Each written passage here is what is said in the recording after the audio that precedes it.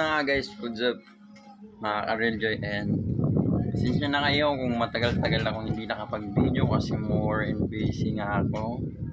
And so pasensya na sa mga viewers ko, sa mga followers ko dyan, pasensya na po lahat. Kasi ngayon lang na naman ako makakapag-video ngayong araw na ito. So ayun guys, ngayon nga guys, ngayong video na to, hindi inaasahan na pangyayari.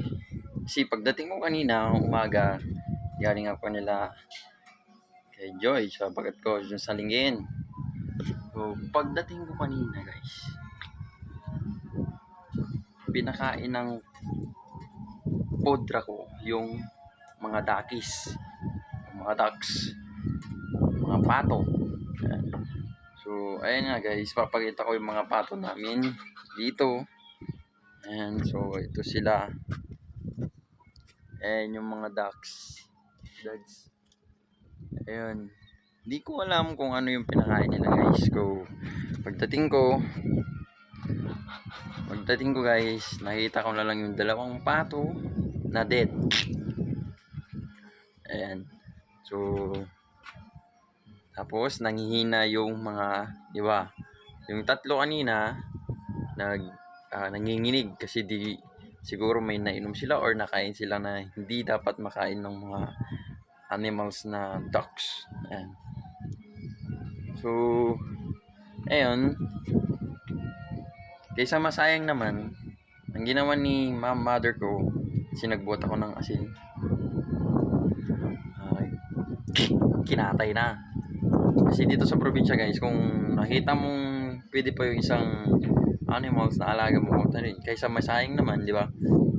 Katayin mo na lang, di ba? Mauulam ka pa.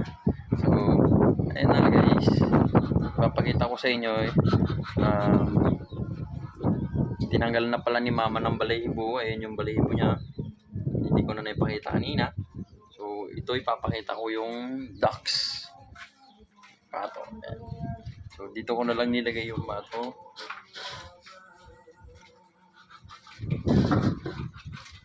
So ito sila.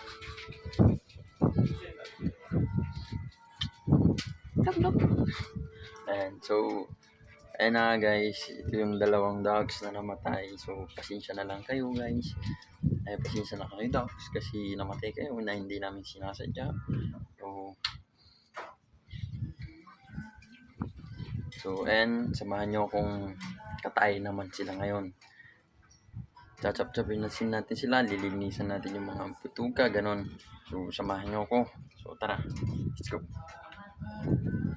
Bago pala ang katayan guys, kailangan muna natin siyang sunugin kasi yung mga natirang balahibo niya dapat mawala or masunog kasi ganito yung totally ginagawa dito sa probinsya, dito sa amin. So bago natin siya katayin o chop-chopin, simple nakati na nga bago natin chop-chopin, ano muna natin, tawag sa amin sa Ilocano is isang rag mo muna, ganon. Isang rag mo pa dapat dondot na ke nyamanggarod isang rag mo tangarod do na. So tayo nga ro dun isang rag tayo dito'y duwa nga patong nga natay. So dita nga ro din kakabsat, nag-Ilocano ako tanong mayat-mat niya. So dita di kita di pakitak tatay. So nga din guys, pantay usuban dito'y patong nga natay duwada natay nga ro mamambalin tayo niya. So kaduhanda nga ro din nga mang suob dito'y pato o mang sungrod dito pato nga matay. So tayo kabel ko lang dito yun. Magitay mo siguro niya. Pero dito may kita bala jay sunsunog ko. Ipupura.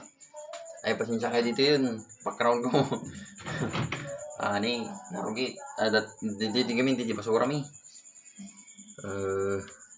Kita tata nagluto tayo yun. Agrugi dita tatang video ang Ilocano ko niya. No, kay human ti Agilocano no, na may man ti Agilocano wino ag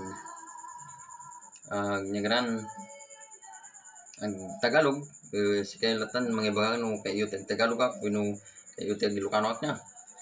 So ditoy nga ro din guys. Isungurog isuog ko wino isungog di paton tanong may dudot nya. Hindi ka tusilin. Tapos ako kuato paton. Isa masayang lang guys. Di parkinan nagbalin pa yung karod. Dito di kuami no kwa pupurami. Basta talaga di problema yun. Ano nga pampanunutan. Kunyari, i-burn nyo lang ano. So, di guys, naputod. Dito, di pagbagaro doon, di problema yung ano nga pampanunutan. Nung lagay na ng problema. Kung mas lamang kumadudot kat, mapukuran kat, mapukaw, kasi kuma. Ang mga mapukaw, kunyari, wala bumasit o mapukaw di panuno mo lang di at least no mapukaw man lang basit makabiro ka ti makabuhiro ka ti ko ti mayat nga karami ito tanong masolve mo di problema di ba so din tayo